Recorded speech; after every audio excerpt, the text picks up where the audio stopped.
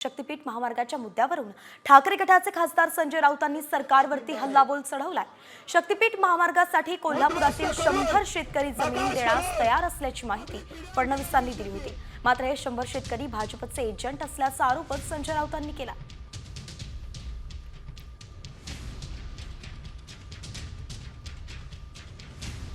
वर्धा जिल्हा, यवतमाळ जिल्हा, सांगली जिल्हा, प्रत्येक जिल्ह्यातल्या शेतकऱ्यांनी सह्यांचं निवेदन दिलेलं आहे की आम्हाला शक्तीपीठ महामार्ग करायचा आहे। शक्तीपीठ महामार्ग हा केवळ शक्तीपीठांना किंवा आपल्या आस्थेच्या केंद्रांना जोडणारा महामार्ग इथपर्यंत मर्यादित।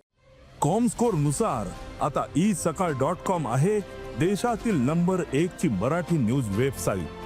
प्रत्येक अपडेटसाठी isakal.com ला नक्की भेट द्या। हा महामार्ग मराठवाड्याच्या 5 जिल्ह्यांचं जीवनमान बदलणारा महामार्ग आहे। हे जे 100 शेतकरी जे आहेत हे भारतीय जनता पक्षाचे एजंट असावेत, त्यांच्या माध्यमातून या जमीन खरेदी विक्रीचे व्यवहार सुरू असावेत। सामान्य शेतकरी जो आहे त्याला आपली जमीन द्यायची नाही। मुळात शक्तीपीठाची गरज काय?